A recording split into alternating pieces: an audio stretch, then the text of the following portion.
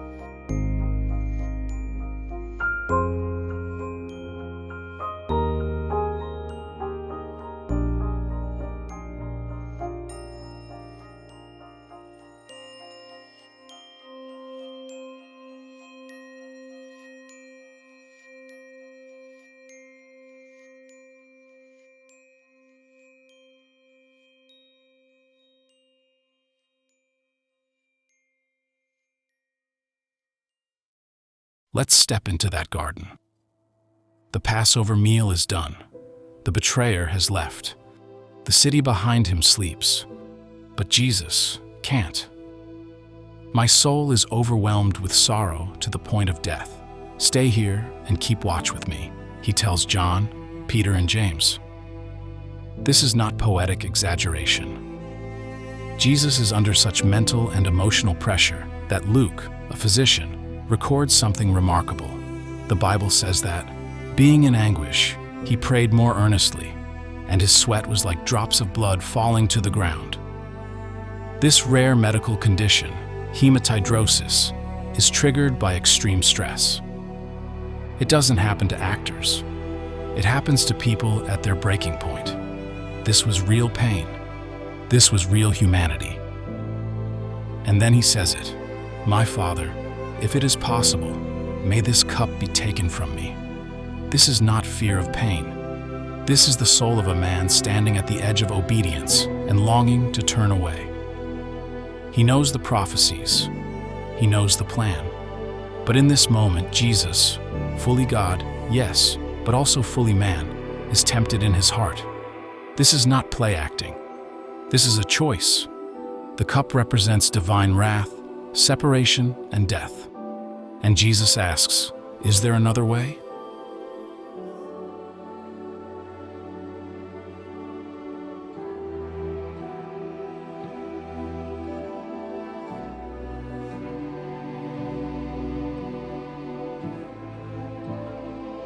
Do you remember the wilderness?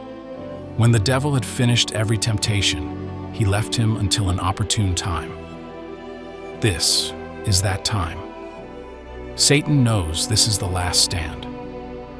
If Jesus walks away now, there's no redemption. If he calls 12 legions of angels, it's over. So the enemy throws everything at him: fear, sorrow, isolation, doubt. And Jesus wrestles.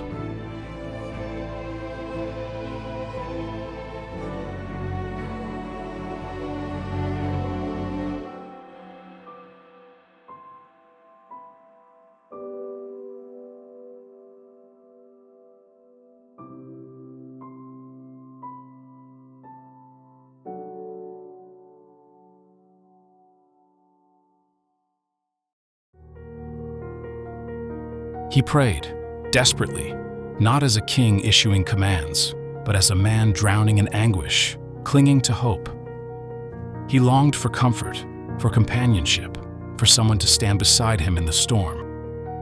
So he turned to his disciples, the ones he had taught, loved, protected. But in his hour of greatest need, they failed him, overwhelmed by their own weakness, unaware of the cosmic weight crushing their master. They slept. While he wrestled with the fate of the world, they rested in the dust. So, you could not keep watch with me for 1 hour? Watch and pray so that you will not fall into temptation. The spirit is willing, but the flesh is weak. Matthew 26:40-41. These were not words of anger. They were the cry of a soul breaking. Not a teacher scolding students, but a friend, heartbroken in his loneliness. At the most decisive moment in all of history, Jesus stood truly alone. Heaven held its breath. Earth lay silent. Hell leaned forward. The entire universe waited. And the devil, alongside every power of darkness, watched, certain of victory. They had seen humanity fall before. They expected no different now. But then comes the turning point. A line whispered into eternity, "Yet not my will, but yours be done." That is the victory, not the resurrection, not the stone rolled away. This was the decisive blow. It is in that moment that Jesus submits, not with joy, but with trust. He gives himself over, willingly, painfully, entirely.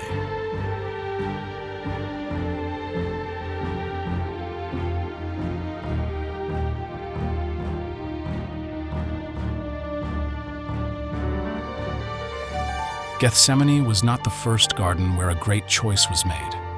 In Eden, the first man faced temptation and fell. Adam, though perfect, chose to disobey, not out of hatred, but out of love. The serpent offered him a choice, and he chose his wife over obedience. Now, in Gethsemane, the tempter returns, stronger, more cunning, and again, he offers a path of love. Stay with your disciples, Jesus. You love them. You don't need to leave them tonight, he whispers. Just one more Passover with them. One more morning sunrise together. Stay.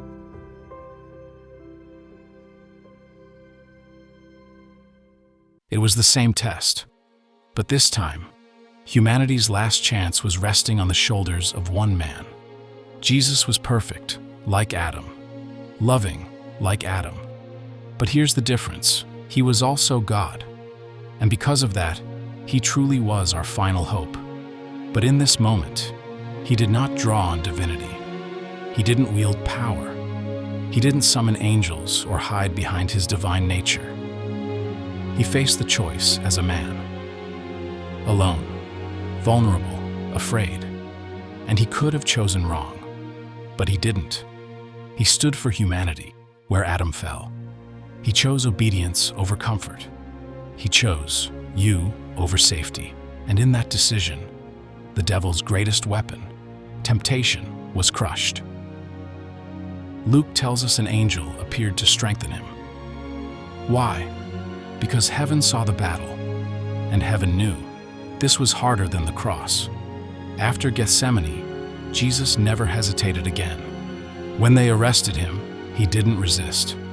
When false witnesses accused him, he stayed silent.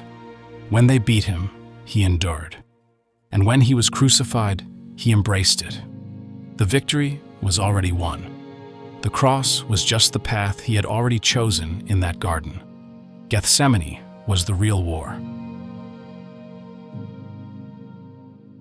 And here's what makes this powerful for you and me. Jesus didn't conquer temptation by turning off his humanity. He didn't rise above it. He walked through it. He wept. He bled. He begged. And then, he obeyed. During the days of his life on earth, he offered up prayers and petitions with fervent cries and tears to the one who could save him from death, and he was heard because of his reverent submission. Although he was a son, he learned obedience through what he suffered. He learned obedience. He struggled, and he won. Not with lightning bolts, but with surrender. When we talk about spiritual victory, we often think of loud praise, mountaintop moments, or supernatural strength. But sometimes, victory looks like a man alone in a garden, saying, "God, I don't want to, but I will."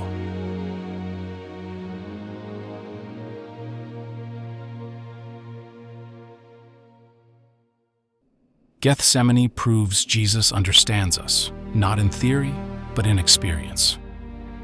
That's why the Bible says that we do not have a high priest who cannot sympathize with our weaknesses, but one who has been tempted in all things just as we are, yet without sin.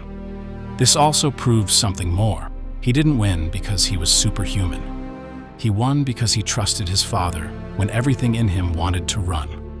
And because he did, you can too.